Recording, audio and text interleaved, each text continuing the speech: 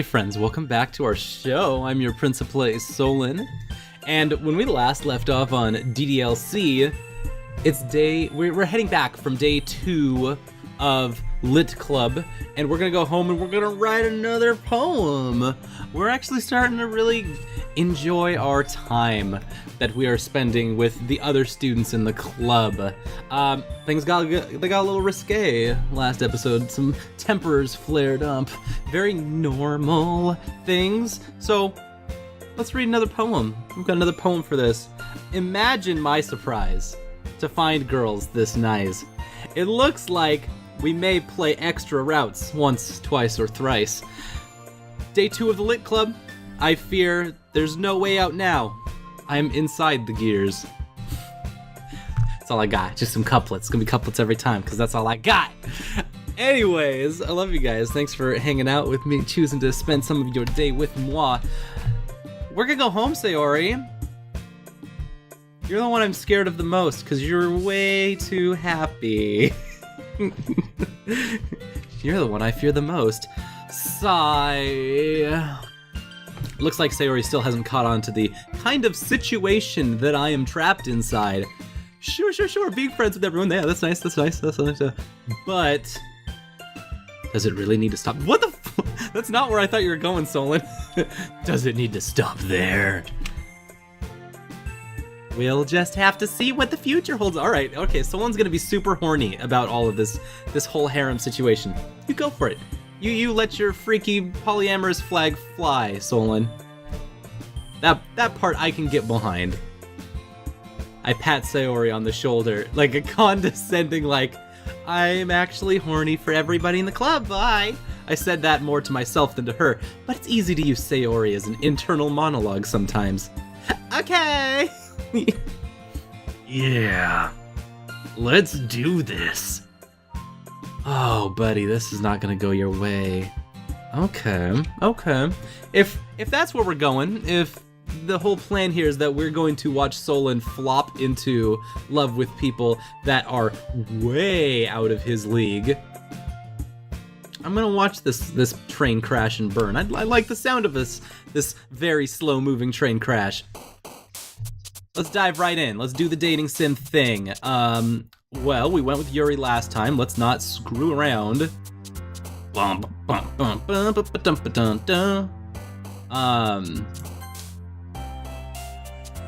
Awesome. Loud. We've done loud before. Vertigo. All right, nice. I like the depression. Very antithetical. Uncontrollable, not kawaii. I think anxiety was actually someone else last time.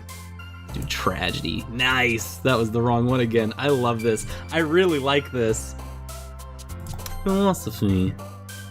Whom else?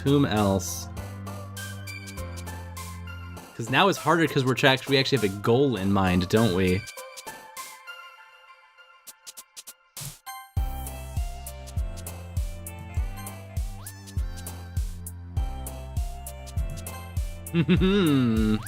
Okay. Let's see, what else? What else can we get to get, like, darker words? Playground? No. Cage? Probably yes, but that also might be antithetical to some of these other people. Like, I'm inside of Sayori's cage right now. Desire. Yeah, that's the one. Intellectual. Existence. Yep. After image, sure. Disoriented? No, that's gonna be a Sayori thing. We're starting to get the game! Climax. Imagination.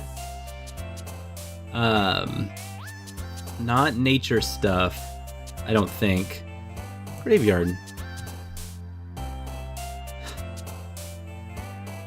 And fantasy. The fanciful one was not the fantasy word itself. Alright, we're at 20. Let's just let's empty, sure. We'll hope for the best. I think we did okay. I think we did well enough.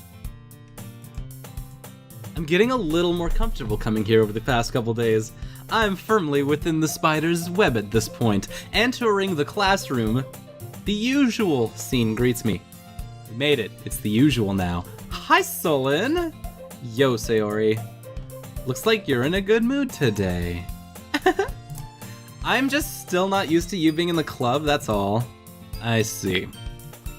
That's a pretty simple thing to get you in a good mood, but I guess it's always the simple things with you anyway. Speaking of which, I'm kinda hungry. Will you come with me to buy a snack? No thanks. That's not like you at all. I have my reasons. Why don't we take a look at your purse, Sayori? All of a sudden, you want me to buy you snacks, huh? I just, there's nothing in your purse, is there? Sayori nervously retrieves her coin purse. She fumbles with the latch and gets it open. Then she turns it upside down and lets all the contents spill on the desk. 2 small coins. Got her. I knew it. I can see right through you, Sayori. That's not fair. How did you even know? It's simple. If you had enough money in the first place, you would have bought a snack before coming to the club room. So either you're not hungry and want an excuse to take a walk, or you plan to conveniently forget that you spent all your money so that I would lend you some. One more thing, you're always hungry. And so that only leaves the one option. I'm overruled! You are guilty of hunger! I give up. Don't make me feel guilty. Feel guilty, then you deserve to feel guilty. Yuri's like, yes, get her. Yuri suddenly giggles. I didn't notice she was listening in. Her face is in her book as always. I wasn't listening or anything. It was just something in my book. Yuri, tell someone to let me borrow some money. Don't get me involved like that, Sayori. Besides, you should only buy what you can responsibly afford. And frankly, after pulling a mischievous stunt like that, your suffering is fair enough retribution. Damn. Did I didn't mean that. I got too absorbed by my book. Ugh. Ha. I really like when you speak your mind, Yuri. It doesn't happen much, but it's a fun side of you. That's weird. There's no way you could think that. You were right, though. I did something bad. Now I have to accept the revolution. Retribution. That. Still, coming from you, Sayori, I guess there's a little devil inside all of us, isn't there? Don't let her fool you. Sayori knows exactly what she's doing. After all, she told you guys she was bringing me to the club before she even told me. But you wouldn't have come if it weren't for the cupcakes, so I had to trick Natsuki into making them. Give me more credit than that, Sayori. Yeah. I think I just hit her. I don't really know how I feel about that. Out of nowhere, something smacks Sayori in the face and tumbles onto the desk. Ow. What the? Cookies! Sure enough, a giant cookie wrapped in plastic. Sayori glances around. It's a miracle cookie. It's because I paid my restitution. Retribution? I mean, both, I guess, kind of work. Oh, yeah, that one almost worked. Natsuki strikes again. I was just gonna give it to you, but then I heard you blab about the cupcakes, and it was totally worth seeing your reaction. Miracle cookies, Natsuki's does. That's so nice of you. I'm so happy. Sayori hugs the cookie. Just eat it. Sayori rapidly tears open the wrapper and takes a big bite. So good. Sayori suddenly clasps her hands over her mouth. Hit my tongue. You're going through a lot over just one cookie. Natsuki takes a bite of her own cookie. Yours looks good too, Natsuki. Can I try yours? Jesus. Beggars can't be choosers. Ugh, a gross turn of phrase. Yours is chocolate. Yeah, why do you think I gave you that one? Fine. Still, I'm really happy you shared this one with me. Sayori gets out of her seat and goes behind Natsuki and wraps her arms around her. Oh, jeez. I get it. Cookie in hand, Natsuki reaches up to nudge Sayori off of her. Sayori suddenly leans down and takes a huge bite out of Natsuki's cookie. Manipulative. You seriously? I'm done. Bye. I'm out of this club. I'm not down with people taking other people's food. Food's good. Food's good and food's for people's. Sayori's bad. Sayori's bad business. I'm not down with this. Sayori trots away to safety. Yuri and I laugh as well. Jeez, you're such a kid sometimes. Monica, tell Sayori. Huh? Where isn't Monica? She ain't here. Ugh. Where's Monica anyway? Good question. Have any of you heard anything about her being late today? Not me. Yeah, I haven't either. That's a bit unusual. I hope she's okay. Of course she's okay. She's probably just had something to do today. She's pretty popular after all. Huh? You don't think she has a... I wouldn't be surprised. She's probably more desirable than all of us combined. That's true. We're all disgusting creatures. We're all meat wrapped around bone.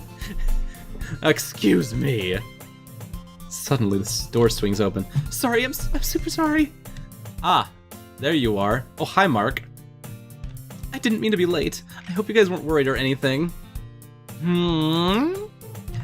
Monica chose the club over her boyfriend after all. You're so strong-willed. Boyfriend? What on earth are you talking about? Monica quizzically glances at me. Never mind that. Never mind that. What held you up, anyway? Well, my last period today was study hall. To be honest, I kind of just lost track of time. That makes no sense, Avo. You would have heard the bell ring, like... I must not have heard it since I was practicing piano. Piano... I wasn't aware you played music as well, Monica. I don't really. I kind of just started recently. I've always wanted to learn piano. That's so cool. You should play something for us, Monica. Monica looks at me. Maybe once I get a little better, I will. Yay! That sounds cool. Alright, now that I've got all four of you in a room together, I'm starting to see some patterns, I'm starting to see some things, especially Sayori being extremely manipulative, just excruciatingly manipulative. And I know that Natsuki's like, we've put this very masculine force underneath Natsuki with the voice, but I find her to be very aggressively nice. Her kindnesses are extremely aggressive in form. Meanwhile, Yuri uses her blanchness as a weapon to get the things that she desires. So they all have things that they want, and they all have ways of getting them. Monica, however, lies. She just lies. She just straight up will just not tell you what is going on. She will use not telling the truth as a way to get what she wants.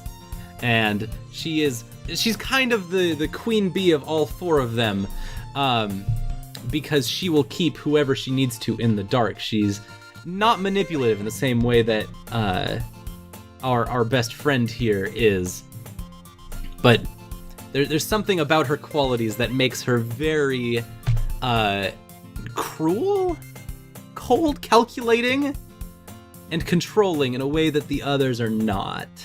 She's a leader. So let's see how this plays out. And these are the patterns that I'm starting to sense as I play through this. I look forward to what comes my way. Is that so? In that case, I won't let you down, Solon. Monica smiles sweetly. I didn't mean any pressure or anything like that. Don't worry. I've been practicing a whole lot recently, and I'd really love the chance to share once I'm ready. I see.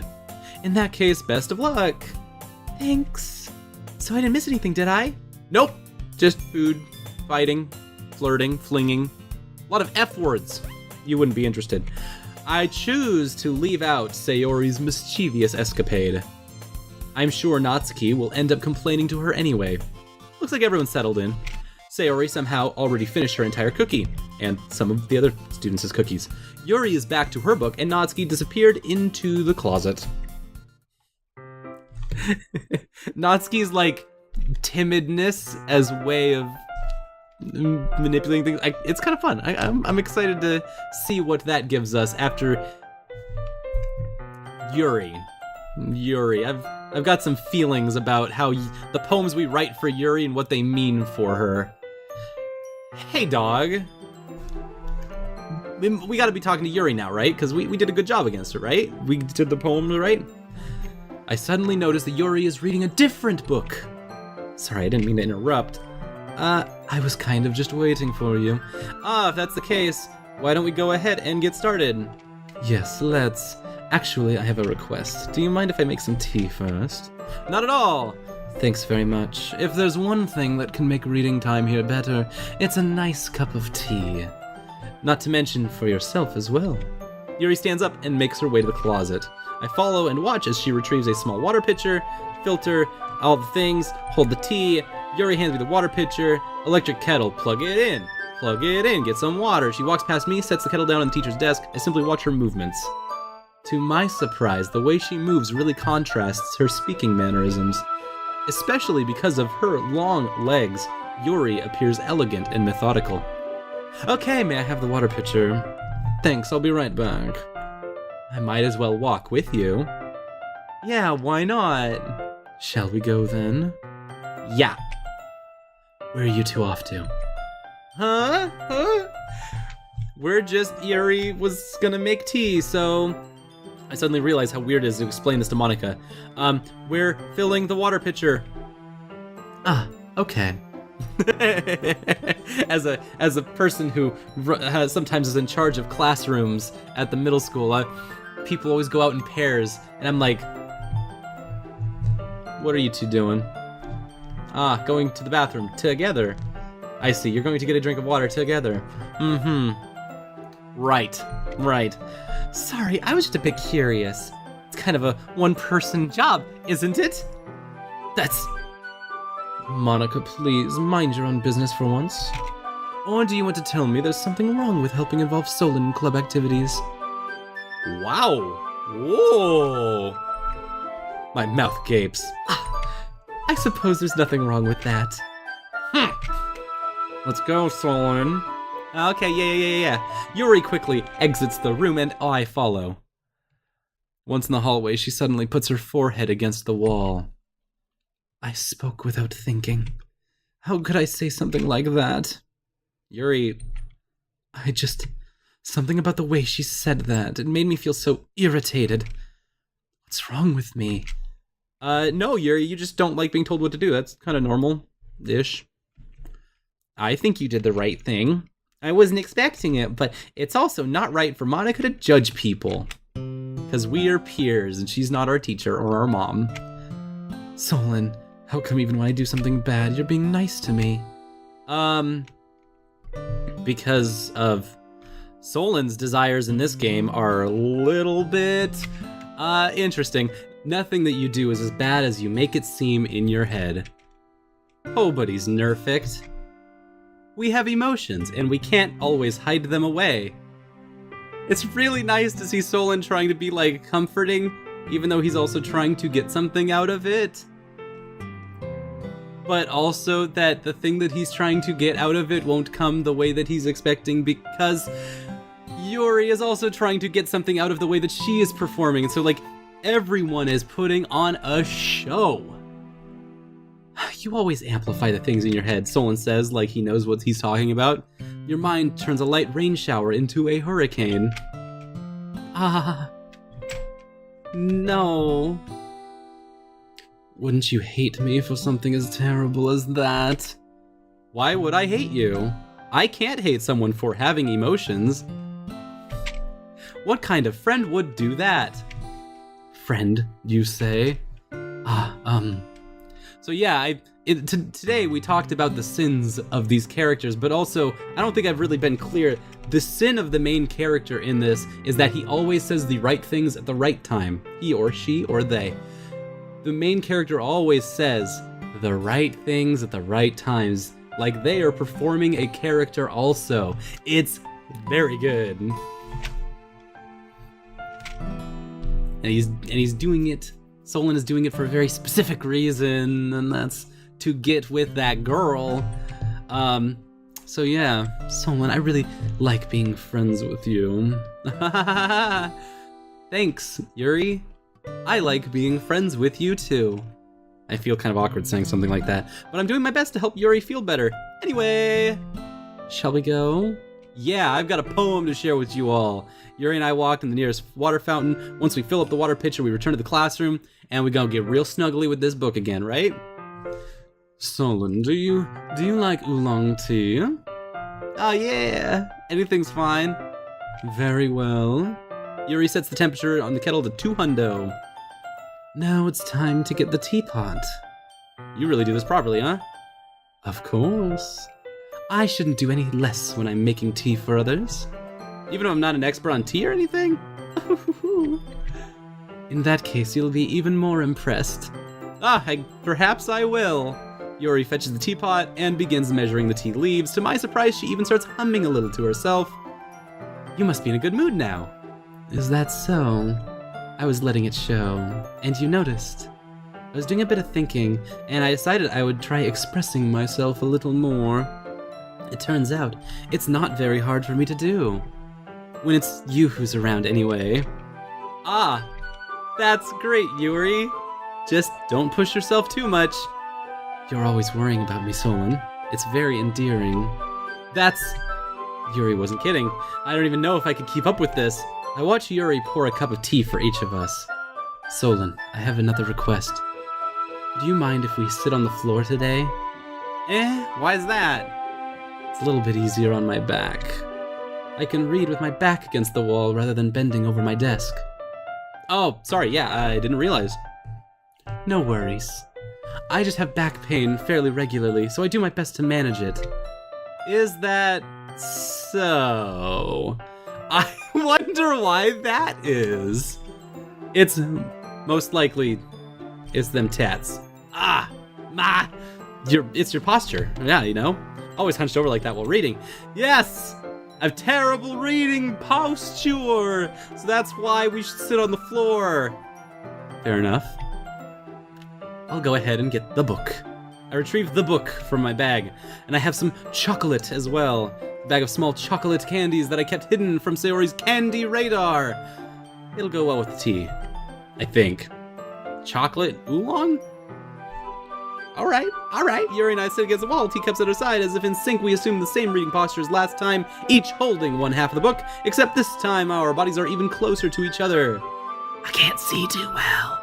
Oh! Yuri slides closer until our shoulders are touching. How am I supposed to read?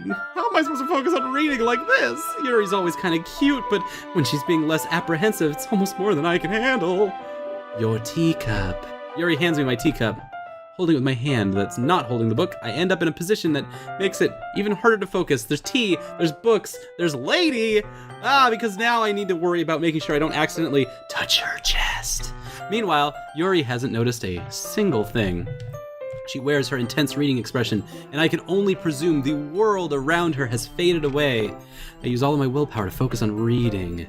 After a few minutes, I manage to relax a little. I put the teacup between my legs and fumble with the chocolate wrapper. Sorry. I briefly let go of the book to finish opening the wrapper. You can have as much as you want. That's okay. I won't take any. Are you sure? Well, if I touch it, then I might get smudges on pages. Yeah, I guess you're right. I didn't even think about that. My bad. No need to apologize. I'll hold the book, okay? Are you sure? Of course. Yuri opens the book with both of her hands. She holds it so that I don't have any harder of a time reading from it.